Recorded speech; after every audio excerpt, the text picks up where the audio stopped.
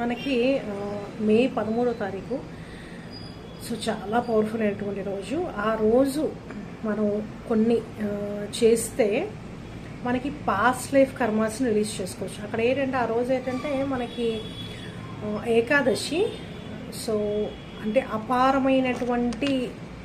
అపార ఏకాదశి అని అంటారన్నమాట. సో అది ఏకాదశి రోజు ఏంటంటే మనం ఏదైతే సంకల్పించుకుంటామో, ఏదైతే నెగిటివ్ ఇమోషన్స్ కానీ, నెగిటివ్ థాట్స్ కానీ, నెగిటివ్ ఫీలింగ్స్ కానీ, లేకపోతే లాంగ్ పీరియడ్ బ్లాకేజెస్ ఉంటే, అంటే ఇక్కడ ఏంటంటే ఏమైనా పనులైనా ఆగిపోవడం ఇలాంటివన్నీ ఉంటే అది క్లియర్ చేసుకోవచ్చు.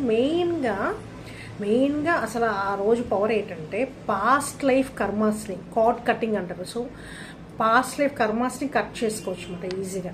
ఓకేనా? సో ఆ రోజు కనుక మనము చక్కగా మార్నింగ్ లేవంగానే, ఆ రోజు ఉపవాసం ఉంటే ఇంకా మంచిది.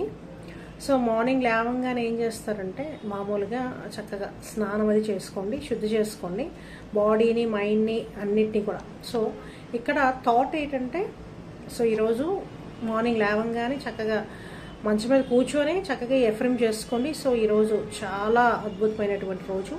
నాకు మనుషులు, పరిస్థితులు అన్నీ అనుకూలంగా ఉంటాయి. అందరూ నాకు అన్ని వేళలు సహకరిస్తున్నారు. నేను ఏదైతే ఇస్తున్నానో ఎన్నో రెట్లు తిరిగి నాకు చేరుకుంటుంది.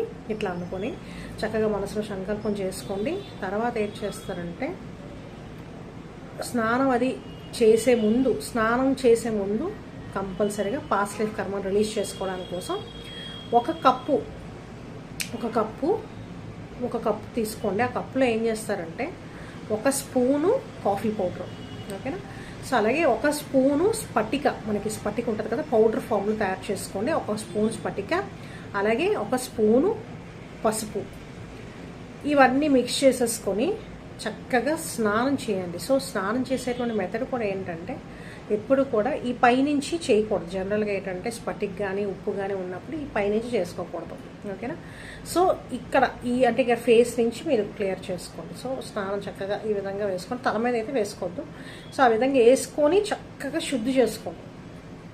సో చేసుకునేటప్పుడు ఏమిటంటే మన మనసులో సంకల్పం ఏంటంటే ఏదైతే పాస్ట్ లైఫ్ నెగిటివిటీ ఏదైతే ఉందో, పాస్ట్ లైఫ్లో తెలుసో తెలియక ఎవరైనా ఇబ్బంది పెట్టుంటే, సో ఇప్పుడు ఏదైతే నేను కర్మ అనుభవిస్తున్నానో నెగిటివ్ కర్మస్ అన్నీ కూడా ఈ రోజుతో మొత్తం రిలీజ్ అయిపోతుంది, డిలీట్ అయిపోతుంది, క్లియర్ అయిపోతుంది.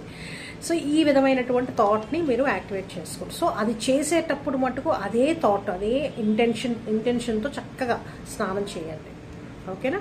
సో తల మీద నుంచి చేసుకోవాలి అనుకుంటే కనుక ఒక రోజు వాటర్ కానీ, లేకపోతే గంగాజలం ఉంటుంది కదా, సో గంగాజలం అయితే కనుక తలకు మీద ఇక్కడ